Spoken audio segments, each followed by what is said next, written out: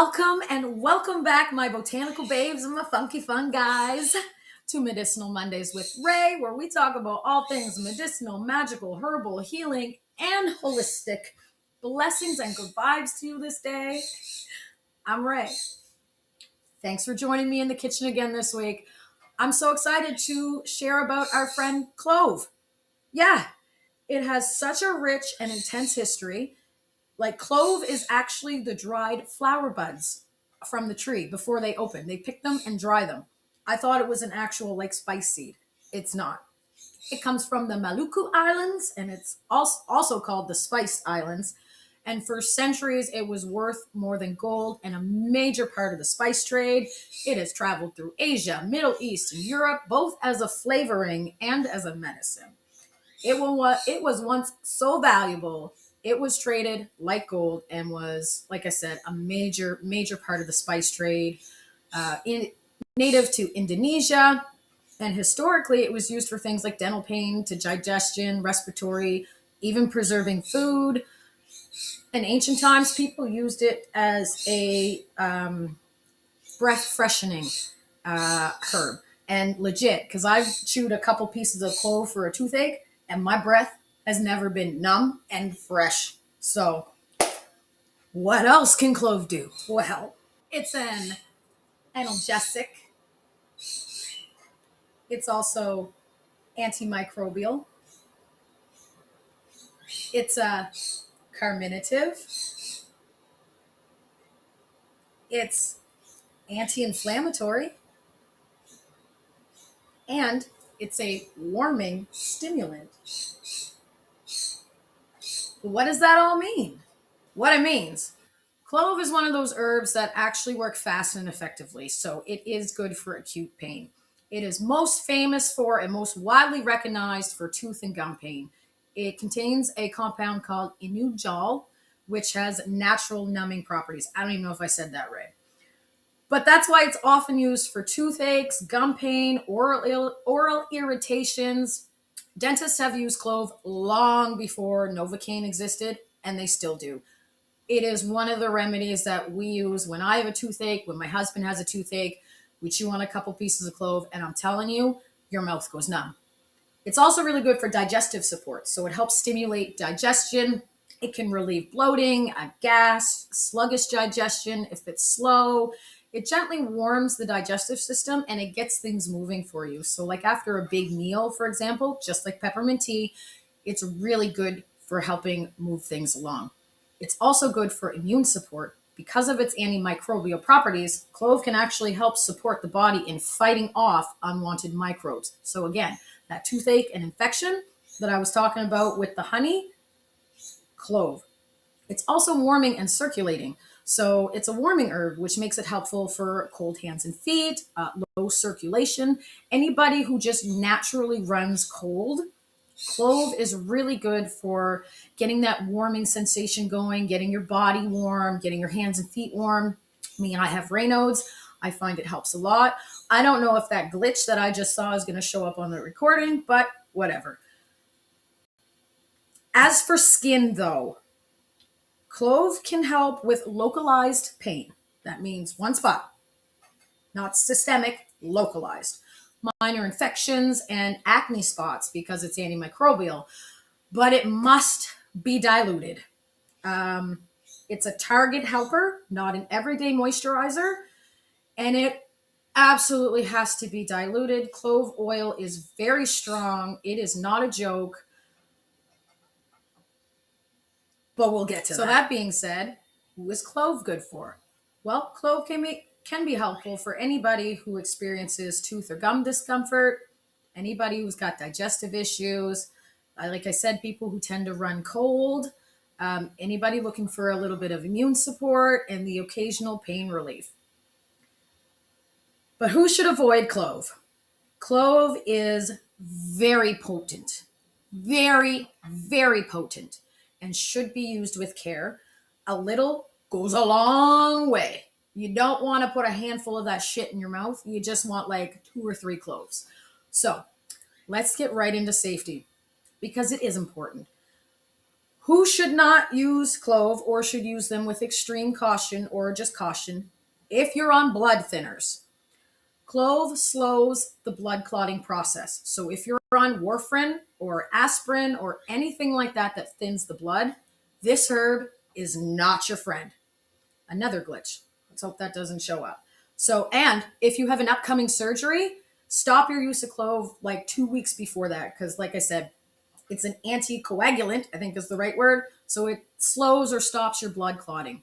If you have stomach ulcers, gastritis, or reflux, clove is spicy on the inside too, not just the outside. So it boosts stomach acid and can make ulcers or GERD feel like a really personal attack. If you're pregnant or breastfeeding, culinary amounts are fine, but a clove oil shot or anything like that, it is too irritating for the baby's bellies. It is irritating on the uterus. You don't want that. Kids, especially under the age of 12, clove oil internally is a hard no for kids. They can't handle that compound like we can as adults. Anybody with liver issues, the active compound, inugenol or whatever it is processed by the liver. So if you already have a liver that is working overtime, don't add this to your plate. Diabetes or low blood sugar. Clove can lower your blood sugar. So if you're on diabetes meds, that combo can drop you too low, potentially. And allergies or sensitivities to clove, the compound, or any related spices. So if cinnamon or allspice makes you itchy or swollen, clove is going to potentially do the same thing. So please use caution. But the form with the highest risk when using clove, the danger is in the concentrated stuff. So your clove oil, your clove essential oil especially, is no joke. Use it externally only unless you are guided with proper dilution. So those are strong tinctures, supplements. Like I said, eating the raw cloves in large amounts, you don't want to do that. Culinary and cooking is safe for most people, but you don't want to go overboard. Now, I know there's a lot of controversy when it comes to essential oils. Essential oils are toxic. Unless you absolutely trust the person you are seeking advice from about taking essential oils internally and not diluted, please understand there are risks associated with that. Personally, for me, I would never ever take an essential oil without it being diluted first. That's just a hard no from me. Again, it can be toxic, it can be detrimental, it can ruin your experience of natural medicine if you just take the wrong thing or the wrong dose. So please use caution. Clove essential oil is fantastic for tooth and gum pain. Don't get me wrong. You can use a little tiny bit on like a Q-tip, dilute it with another carrier oil just to be on the safe side, and then dab that right on your tooth. I'm telling you, it really does work. You just got to be very cautious. So then, how do we, Ms. Ray? I love that. The most famous ways of using clove is for toothaches. So you can put a couple cloves in your mouth, chew and suck on them near the affected tooth or that side. Use the diluted clove oil right on it. It helps numb the area, reduce discomfort. You can also take it in a tea for your digestion. You don't need a whole lot again. So like 2, 3, maybe half a dozen max cloves. Steep that in hot water for 10 to 15 minutes. It's lovely. I like ginger and orange with mine, and honey, of course. And then there's just clove in cooking. So you can teas, baked goods, spice drinks, broths. It adds flavor and it adds medicine at the same time. And since we talk about all things magical, clove has been associated with protection, attraction, prosperity, clearing negative energy, and in some traditions, cloves were carried or burned to bring protection and clarity in general. Because of its strong scent and warming energy, it's often linked to activation and movement. So if you're manifesting or you want something, how am I going to say this? If you want some chariot card action, something to come quick, something like you need that